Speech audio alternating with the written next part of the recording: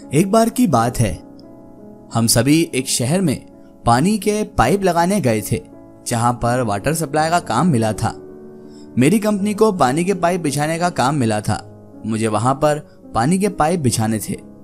मैं कुछ वर्करों को साथ लेकर वहां चला गया और मैं वहां गया हुआ था बड़े बड़े पाइप लेकर उसे आपस में जोड़ना था। पाइप जोड़ने के लिए हमारे पास मशीन्स भी थी। क्रेन से पाइप उठाते और उसे जोड़ देते।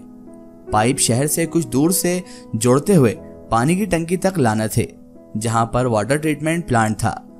शहर से लगभग 4 किलोमीटर की दूरी पर एक नदी थी। बस उस नदी से पाइप की जुड़ाई शुरू करना थी।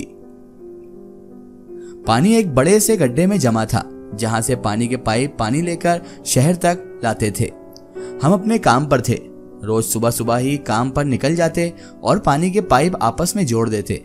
हमें काम जितना जल्दी हो सके उतना जल्दी खत्म करना था, क्योंकि इस काम को करने के बाद दूसरी जगह जाना था। पर अभी पानी के पाइप जोड़ते हुए सिर्फ 1 किलोमीटर की दूरी तक ही बढ़े कि हमारे साथ अजीब घटना होना शुरू हो गई थी। कहते हैं ना कि सब कुछ अच्छा चल रहा हो, यह भी किसी को मंजूर नहीं होता। शायद कुदरत यही चाहती है कि सब अच्छा चल रहा हो, जब कुछ ना कुछ ऐसा हो जिससे इंसान मालिक की तरफ रुजू करे। जब हम अपना मशीन लेकर वहां पहुंचे तो मशीन ने काम करना बंद कर दिया। मशीनें काम करना बंद कर देती, मशीन चालू ही नहीं होती। फिर मशीन बनाने वाले मिस्त्री को बुलाया जाता, जो उस मशीन को बनाता और मशीन को रिपेयर करता। पर मशीन बनाते बनाते शाम हो जाती, पर मशीन बनता ही नहीं। किसी कारणवश मशीन बंद भी हो जाता। जो भी काम शुरू करते उसे चोट लग जाती। यानी कि जो भी मजदूर काम चालू करता, जो मजदूर हम लेकर गए थे, वर्कर्स लेकर गए थे, वो काम चालू करता तो उसे चोट वोट लग जाती। एक तो मशीन बनने में समय लगता और काम शुरू होते ही किसी को चोट लग जाती। अब उसका इलाज के लिए वहां से दौड़ना पड़ता। ऐसा ही होता। हम बहुत परेशान थे कि इतना मुश्किल से काम शुरू होता पर काम आगे बढ़ नहीं पा रहा था। ऊपर से दबाव भी था कि ज्यादा से ज्यादा काम करो और जल्द से जल्द इस काम को खत्म करके वहां से दूसरी जगह जाओ। ऊपर से हमारे ऊपर काम का प्रेशर और इधर हमारा कोई भी काम हो नहीं पा रहा था। हम रोज आते तो मशीन खराब होती, मशीन सही होती तो किसी को चोट लग जाती, किसी को इतनी गहरी चोट लगती कि उसे सबको लेकर जाना पड़ता और फिर काम वहीं पर रुक जाता। समझ में नहीं आ रहा था कि ये सब आखिर हो क्या रहा है, काम होने में क्या बाधा अटकी हुई है और काम क्यों नहीं मुकम्मल हो पा रहा है। किसी के भी कुछ समझ में नहीं आ रहा था। काम कर पाना अब बहुत ज्यादा मुश्किल हो चुका था। शाम होते ही हम घर चले जाते और ऊपर से दबाव था तो मैं लोगों पर चिल्लाता भी, लेकिन मैं क्या कर सकता था। मशीन खराब हो जाती तो वर्कर भी मुझसे कहते कि मशीन खराब है तो हम क्या करें, और जैसे ही मशीन अच्छी होती तो वहां से जो है किसी ना किसी को चोट लग जाती और फिर काम खत्म करके हमें वहां से जाना भी था। तो मैं बहुत ज्यादा इरिटेट हो चुका था अपने ही वर्करों पर। शाम होते ही हम घर चले जाते पर काम आगे बढ़ ही नहीं रहा था। कभी क्रेन की खराब हो जानी और कभी किसी मजदूर को लग जाना। कभी क्रेन को खराब हो जाना, कभी किसी को मजदूर को ऐसा लगना कि जैसे मानो इसे किसी ने मारा हो। कुछ समझ में नहीं आ रहा था कि क्या किया जाए तो आखिर ऐसा क्या किया जाए इससे काम पूरा हो। काम कर पाना अब बहुत मुश्किल हो चुका था। एक बात तो साफ थी कि यहाँ पर कुछ ना कुछ तो गड़बड़ जरूर है, जो हमें काम करने नहीं देना चाह रहे हैं। क्योंकि यहाँ पर किसी ना किसी रूहानी ताकत का मुझे अंदेशा हो रहा था, क्योंकि ऐसी चीजें रूहानी ताकत ही कर सकती है कि अचानक से क्रेन खराब हो जाना, फिर अचानक से रोज किसी ना किसी मजदूर को लग जाना। रोज तो एक जैसा नहीं होता, किसी ना किसी दिन तो गैप होना थी, लेकिन ऐसा बिल्कुल भी नहीं होता। बस हम काम करना शुरू करते और इधर ये गड़बड़ होना शुरू हो जाती। कभी क्या कभी क्या कभी क्या, बहुत ज्यादा परेशान कर दिया है इन अनहोनी घटनाओं ने। इससे मेरे को ये बात तो साफ हो चुकी थी कि हो ना हो यहाँ पर कोई ना कोई आसेफ जरूर है, जो हमें काम करने नहीं देना चाह रहा है, जो नहीं चाहता है कि हम यहाँ पर काम करें। क्योंकि ऐसी ऐसी अनहोनी घटनाएं ऐसे ही नहीं घट रही थी, इनके पीछे कुछ ना कुछ जरूर था। उसके पीछे जरूर कोई कारण था, पर क्या कारण था ये हम नहीं जानते थे। अब एक ही मकसद था कि कारण पता किया जाए कि क्या कारण है जो हम यहाँ पर काम नहीं कर पा रहे हैं। इसीलिए हमने सोच लिया कि अब इसका कारण पता लगाया जाए। काम तो हो ही नहीं रहा था, नदी से 1 किलोमीटर दूर तक आ चुके थे, पर कारण का पता लगाना अब बेहद जरूरी हो चुका था, क्योंकि यहाँ से आगे हम काम बढ़ा ही नहीं पा रहे थे। इसलिए मैंने एक लड़के को अपने साथ लेकर आसपास जाने की कोशिश की। सोचा कि आसपास जाकर इस बारे में कुछ ना कुछ तो मालूमात हासिल ही होगी, जिससे कारण का पता चल सके। मैं एक होटल के पास पहुंचा। वहां जाकर चाय पी और होटल के मालिक से बोला कि हम यहाँ पर पानी का पाइप बिछाने आए हैं।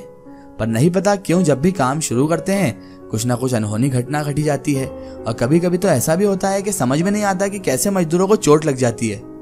जो भी काम शुरू करता है उसे चोट लग जाती है या फिर मशीन खराब हो जाती है। कुछ भी समझ में नहीं आ रहा है कि आखिर ये सब हो क्या रहा है और किया जाए तो आखिर क्या किया जाए। होटल का मालिक हमारी बात सुनकर बोला कि हम जिस जगह पर काम कर रहे हैं वहां से कुछ ही दूरी पर मतलब नदी के पास शमशान घाट है। जैसे ही मैंने शमशान घाट का नाम सुना तो मेरी आंखें फटी के फटी रह गई।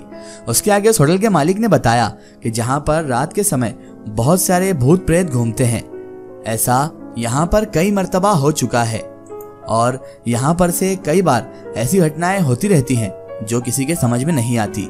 ऐसी घटना यहाँ पर बहुत बार घट चुकी थी। तो मैंने उस होटल के मालिक से पूछा तो फिर इसका करना क्या पड़ता है और ऐसा क्या किया जाए कि लोग हमें यहाँ पर काम करने दें। तो उस होटल के मालिक ने कहा कि जब भी ऐसी घटना होती है तो लोग शमशान घाट में दारू चढ़ाते हैं। अगर शमशान घाट में दारू भूत ने स्वीकार कर ली तो तुम सभी का काम बन जाएगा और यही तरीका है यहाँ पर काम करने का। अगर शमशान घाट के भूतों ने तुम्हारी दारू को स्वीकार कर लिया तो तुम्हारा काम बन जाएगा और तुम फिर यहाँ पर काम कर सकते हो, नहीं तो यहाँ पर काम कर पाना नामुमकिन है। तुम्हें वापस यहाँ से जाना होगा। उस होटल वाले की बात सुनकर मैं सोच में पड़ गया कि हम दारू शमशान घाट में चढ़ाना पड़ेगी, वो भी दारू वहां के भूत प्रेत स्वीकार कर लेंगे तभी हमारा काम होगा, नहीं तो हमें वापस जाना होगा। पहले तो मुझे सब बकवास लगा, लेकिन फिर मैंने सोचा कि यार इस बात में सच्चाई भी तो हो सकती है। और मैंने सोचा फिर वैसे भी कौन सा काम हो रहा है, दिन भर तो बैठ बैठ कर समय नष्ट कर देते हैं हम, तो काम तो रुका हुआ ही है, एक बार ट्राई कर लेने में क्या जाता है। ये सोचकर मैं उसके बाद दारू के ठेके पर गया और वहां से दारू खरीदी और उसके बाद दारू लेकर हम शमशान घाट जाने लगे। शमशान घाट जाना ही उचित था क्योंकि हमारा काम हमें किसी भी तरह कंप्लीट करके देना था और इसके बाद दूसरा काम भी लगाना था। तो हमने भी सोचा कि रात के समय ही शमशान घाट चल दिया जाए। दिन में ही हमने दारू खरीदी थी और कुछ मिठाई भी। अब रात होने का इंतजार था। जैसे ही सूरज डूबा और चारों तरफ कुछ अंधेरा छाया कि हम शमशान घाट की तरफ चल दिए।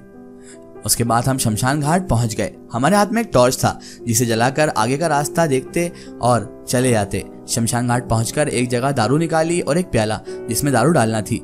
हम उस जगह पर बैठकर प्याले में दारू डालने के लिए दारू की बोतल जैसे ही उठाए कि प्याला अपने आप पलटकर जमीन पर गिर गया। फिर से उसे ठीक करते पर जैसे ही दारू डालने की कोशिश करते कि प्याला अपने आप गिर जाता। ऐसा बहुत बार हुआ। हमें कुछ सूझ नहीं आ रहा था कि ये क्या हो रहा है, पर आसपास कोई था जो कोई ऐसा कर रहा था।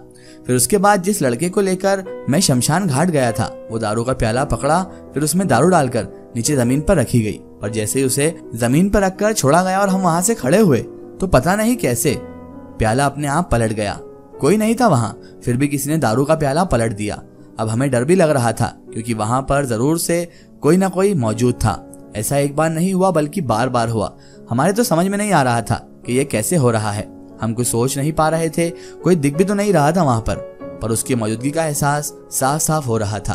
बहुत बड़ी समस्या थी ये। मैं हाथ जोड़कर वहां बैठ गया और बोलने लगा कि हमसे जो भी गलती हुई है हमें माफ करना। हमारे किसी काम से आप में से किसी को तकलीफ पहुंची हो तो हमें माफ कर दीजिएगा। कुछ सूझ नहीं रहा था पर इसका असर हो ही गया।